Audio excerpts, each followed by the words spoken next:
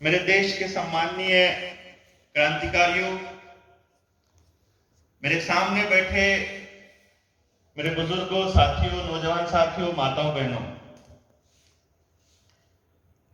हम इकट्ठा हुए भारत के आजाद भारत के पहले प्रधानमंत्री नेताजी सुभाष चंद्र जी का जन्म दिवस मनाने के लिए।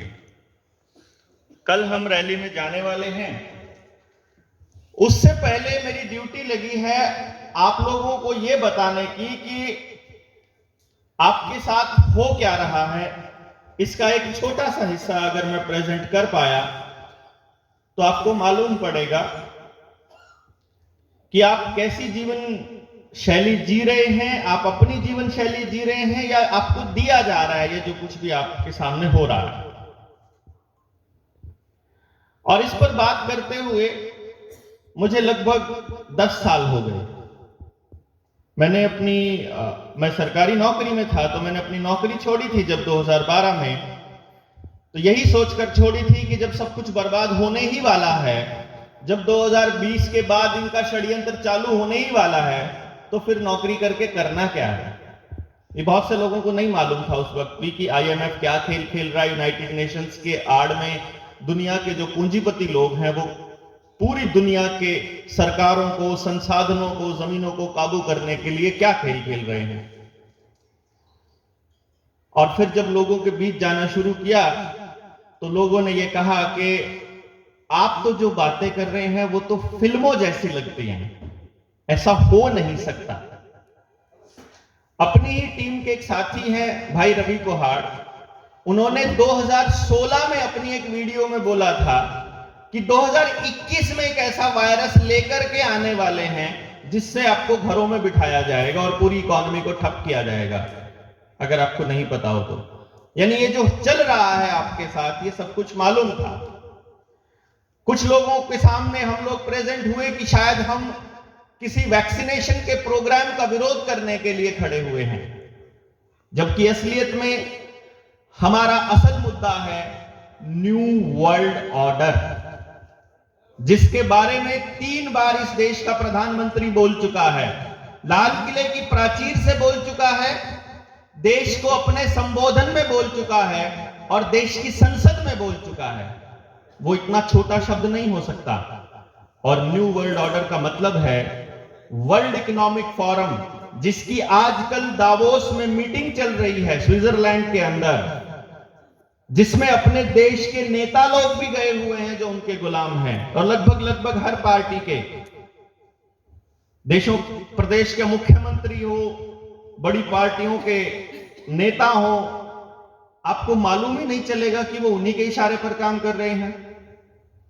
इसके लिए ज्यादा समय ना लेते हुए मैं आपके सामने केवल 4 चीजें प्रस्तुत करूंगा जो आपके समाज में हो रहा है, और आपको केवल उनको अपनी जिंदगी के साथ जोड़ करके देखना है कि क्या वाकई में ऐसा हो रहा है। और ये सब करने से पहले आपके दिमाग में एक सवाल आएगा कि आखिर वो ऐसा कर क्यों रहे हैं, और उसका एक ही जवाब होगा, उनका मकसद है पूरी दुनिया के संसाधनों पर कब्जा करना, और उन प्राकृतिक संसाधनों पर कब्जा करने के लिए उन मुल्कों की जनता उनके नियंत्रण में होनी चाहिए और उनके ऊपर निर्भर होनी चाहिए। यानी आपकी रोटी को अगर उन्होंने काबू कर लिया तो आपको काबू करना बहुत आसान है। और इसका ट्रायल इस देश की हर प्रांत की हर सरकार ने पिछले 3 साल में करके दिखाया। आपको बोला कि अगर आप वो वैक्सीन नहीं लोगे तो आपको स्कूल में नहीं घुसने दिया जाएगा, आपकी अटेंडेंस नहीं लगेगी, आपको नौकरी पर नहीं रखा जाएगा, आपको राशन नहीं मिलेगा, आपका कोई सरकारी कामकाज नहीं होगा, क्योंकि आपको वो सर्टिफिकेट दिखाना पड़ेगा। ये टेस्टिंग थी उनकी कि क्या हम इनको अपने हिसाब से चला सकते हैं, और वो लोग कामयाब हुए। लोगों ने अपना शरीर सौंपा, इसको मैं नाम देता हूं प्रोस्टिट्यूशन का, कि जब आदमी किसी लालच में या किसी डर में अपना शरीर सौंप देता है तो वो प्रोस्टिट्यूशन की श्रेणी में आता है। वैश्यावृत्ति वो नहीं है जो वहां पर किसी एक खास इलाके में होती हो, ये भी उसको वेश्यावृत्ति माना जाएगा। और लोगों ने अपने बच्चों की रक्षा करने के लिए भी अपने कदम आगे नहीं बढ़ाए। ये बहुत शर्मनाक था समाज के लिए। कुछ लोगों ने ये कहा हमको फोन करके कि डॉक्टर साहब, स्कूल के मास्टर जी बोल रहे हैं कि वैक्सीन नहीं लगवाई तो आपको पेपर में नहीं बैठने देंगे। मैंने कहा फिर आप लगवाइए। नहीं सर, गलत चीज है, अच्छी चीज नहीं है। तो मैंने कहा फिर मत लगवाइए। तो फिर पेपर नहीं देने देंगे। तो क्या एक कागज के टुकड़े के लिए अपने बच्चे की जान जोखिम में डाल दोगे आप? इतनी अकल नहीं है क्या?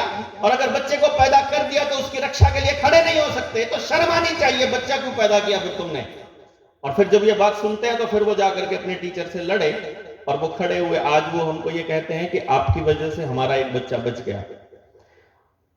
मेरे बच्चे की क्लास में 10वीं में था जब वो, उस वक्त जब ये चालू हुआ बच्चों के लिए, उसकी क्लास के 3 बच्चे हार्ट अटैक से मर चुके हैं। और उनके मां बाप को अलग से फोन करके बोला था कि मत जाना तुम लोग। अब ये समझ में आया क्या ये केवल वैक्सीनेशन का खेल था? नहीं, एक तरफ वैक्सीनेशन चल रहा था, दूसरी तरफ आपकी जिंदगी का सारा डेटा ऑनलाइन किया जा रहा था आधार कार्ड के साथ जोड़ करके। और केवल यहां बंगाल में नहीं, हमारे दिल्ली में, हरियाणा में, चंडीगढ़ में, मध्य प्रदेश में, झारखंड में, J&K में, सब जगह यही हो रहा था। एक ही चीज कि आपको एक बार इन कंपनियों के डेटा के ऊपर लेकर के रख दिया जाए। अब मैं आपको वो 4 चीजें बताऊंगा। समाज में 4 तबके हैं आपके पास, 4 तबके। एक वो जो खेती करता है, जो जिसका सीधा सीधा जो रोजी रोटी चलती है वो जमीन से चलती है। दूसरा वो जो नौकरी करता है, चाहे सरकारी या प्राइवेट। तीसरा वो जो दुकानदार है या मैकेनिक है, अपनी दुकान चलाता है। और चौथा जो मेहनत मजदूरी करता है। इसके अलावा तो नहीं है ना 4 लोगों के अलावा समाज में। खेती के लिए मैं आपको बताऊं, खेती वाले के लिए अलग से इंतजाम किया है, क्योंकि यहां लगभग हर तबका बैठा होगा। तो उसको लगता है कि केवल मैं परेशान हूं, लेकिन मैं आपको वो तस्वीर दिखा रहा हूं कि देश का हर नागरिक उसी लेवल पर बैठा है। खेती में काम करने वाले व्यक्ति के साथ क्या है?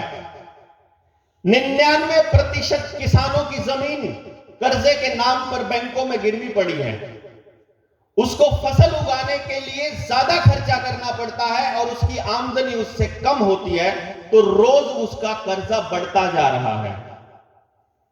आने वाले वक्त में उनकी जमीन छीनना आसान हो जाए। उसी किसान को पानी के लिए भी कंपनियों पर निर्भर रहना पड़ता है, क्योंकि बिजली के लिए कंपनियों पर निर्भर रहना पड़ता है।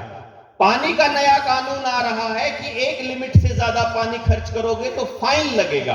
आपके घर में सबमर्सिबल होगा तो फाइन लगेगा।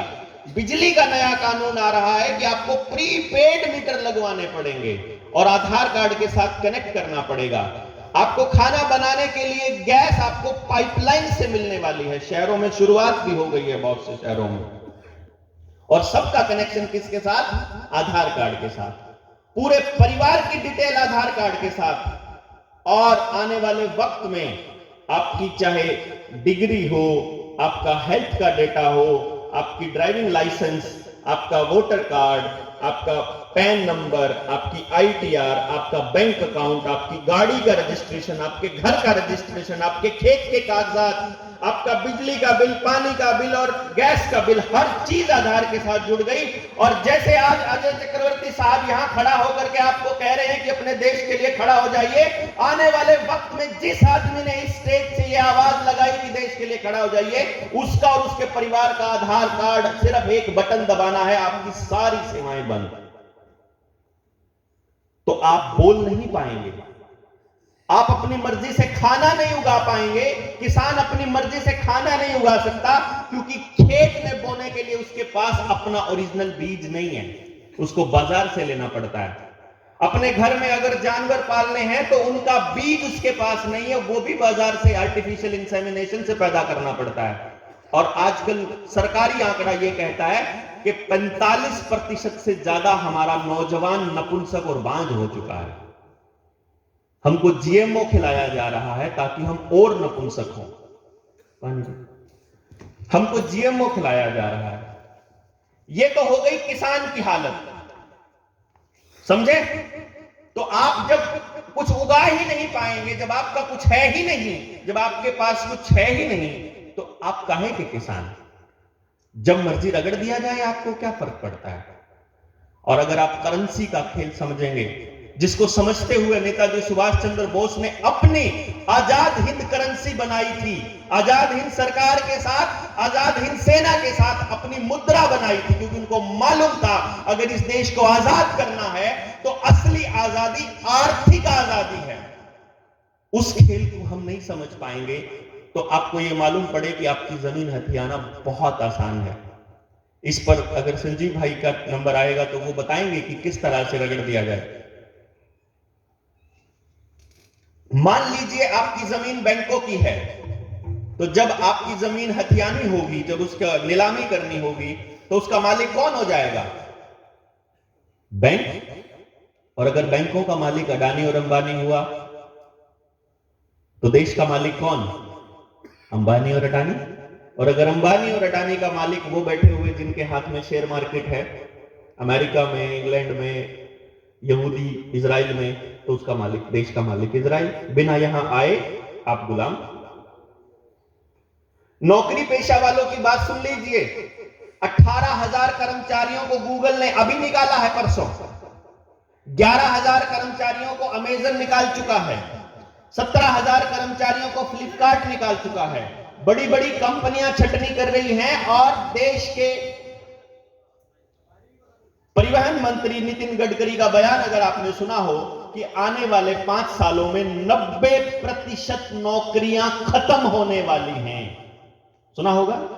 आर्टिफिशियल इंटेलिजेंस आ रहा है, रोबोट्स आ रहा है, खेतों में काम करने के लिए भी, सामान ढोने के लिए भी, आपके घरों में काम करने के लिए भी, और आपकी फैक्ट्रियों में काम करने के लिए भी, और ऑनलाइन काम करने के लिए। तो आपकी जरूरत क्या है?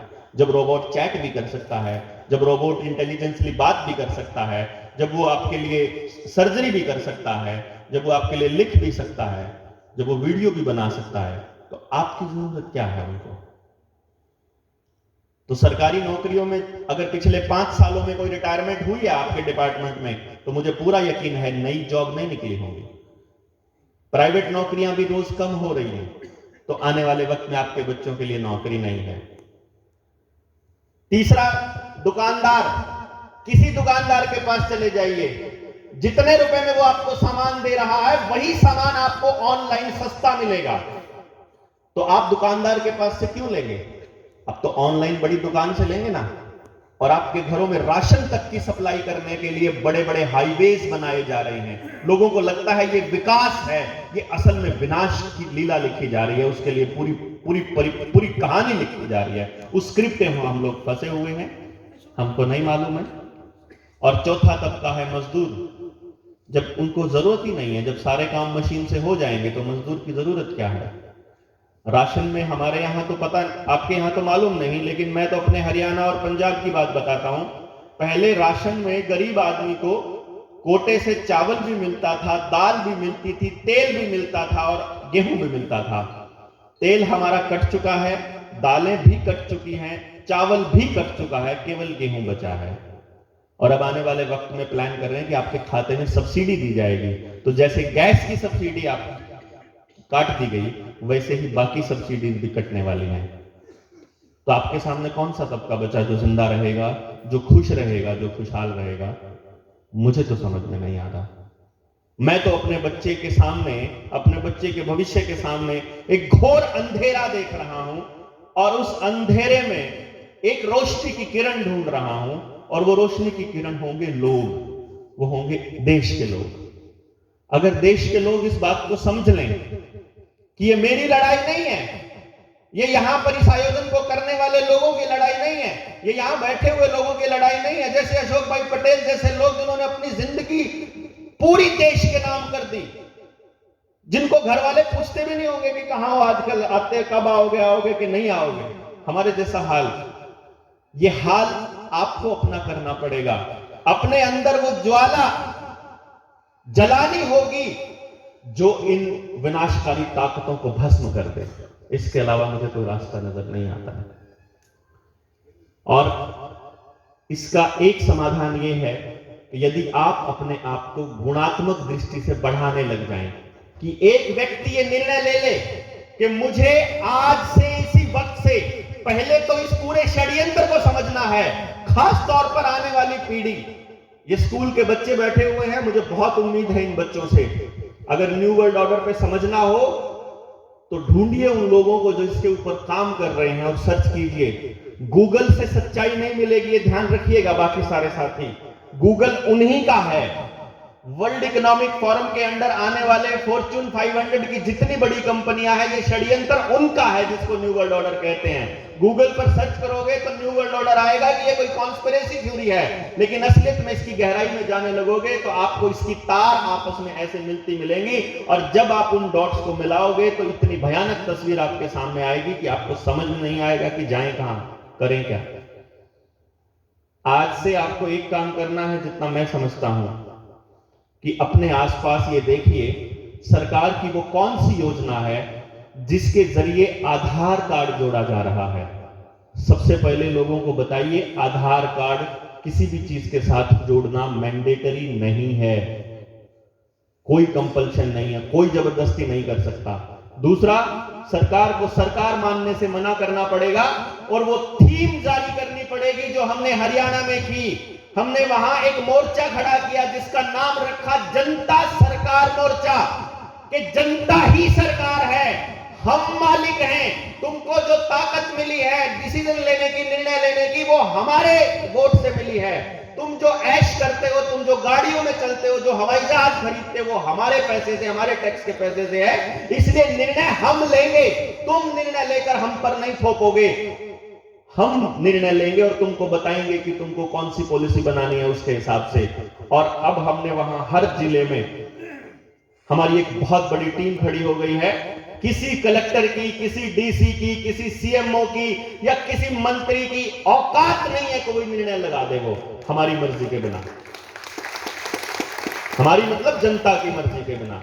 वहां 1 मिनट के अंदर लोग इकट्ठे हो जाते हैं। जब सरकारों ने दोबारा से चालू किया अगली वेव लाने के लिए कि 500 रुपए का फाइन लगेगा मास्क के लिए, तो जनता सरकार मोर्चा के साथी जा करके ऐलान करके गए कि हम इतने बजे फलाने चौक पर होंगे, तुम हमारा चालान काट के दिखाना, हम इतने बजे वहां होंगे, तुम फोर्स करके दिखाना, हमारे बच्चे स्कूल जाएंगे बिना कोई सर्टिफिकेट दिखाए, तुम रोक कर दिखाना। स्कूल में मास्टरों के लिए लठ लेकर खड़े हुए हम, तब जाकर के इनकी अकल ठिकाने आई और पूरा भारत खोलना पड़ा इनको, फिर कोर्ट से भी डिसीजन देने पड़े। मैं ये पहले दिन से कहता आ रहा हूं, आप आज आइए, आप कल आइए, आप 10 दिन बाद आइए, आप 10 साल बाद आइए, आप सब कुछ बर्बाद होने के बाद आइए, आपको सड़क पर आना ही पड़ेगा। आपके पास कोई रास्ता नहीं है और उन बच्चों को लड़ना सिखाना पड़ेगा जिनको अभी तक आपने किताबों में उलझा करके रखा है। क्योंकि एक चीज दिमाग में डाल लीजिए, अपने बच्चों को जिस चीज के लिए तैयार कर रहे हो, चाहे वो सरकारी नौकरी है, चाहे वो प्राइवेट नौकरी है, एक बार उन नौकरियों में सिलेक्शन का प्रतिशत चेक कर लीजिए, आपको पता चलेगा हर भर्ती में फेलियर रेट है 99.9% से ज्यादा। अगर 1000 भर्ती होगी तो 10 लाख फॉर्म आएंगे, 0.1% सिलेक्शन होगा, इससे ऊपर नहीं हो सकता। आप कितनी मर्जी मेहनत कर लीजिए। तो केवल बात किन की हो रही है अखबारों में? जो पास हो रहे हैं। और हम बात किन की करते हैं? वो जो 99.9, उनका क्या करोगे? उन बच्चों को सारी जिंदगी इसी दिशा में लेकर के जाओगे कि तुम फेलियर हो? नहीं, हर बच्चा कुदरत ने अद्भुत पैदा किया है और ये समाज की जिम्मेदारी है कि वो खड़ा होकर के खुद से निर्णय ले कि मेरा बच्चा क्या पढ़ेगा, बड़ा होकर समाज में उसका स्थान क्या होगा, और उसके ऊपर किसी तरह की जबरदस्ती ना किसी सरकारी कर्मचारी की चलेगी, ना किसी प्राइवेट कंपनी की चलेगी। और कम से कम अपने समाज में से शिक्षा, स्वास्थ्य, न्याय में से पैसा खत्म करना पड़ेगा, क्योंकि जब तक इन व्यवसायों में पैसा रहेगा आपके बच्चे खुश नहीं रह सकते। यदि इसके ऊपर जितनी मर्जी बात कर लीजिए, लेकिन मैं मोटा मोटा आपको बता चुका हूं, निर्णय आपको लेने होंगे, सड़क पर आपको आना होगा, बच्चे आपके हैं, समाज आपका है, इसका समाधान केवल आप कर सकते हैं। लेकिन जब आप खड़े होंगे तो तो आप देखेंगे कि आपके आसपास और बहुत से लोग हैं जिनके सीने में यही आग जल रही है, और उन्हीं लोगों की खोज के लिए हम निकले हुए हैं। इतनी सी बात के साथ मैं अपनी बात खत्म करता हूं। जय हिंद, जय भारत।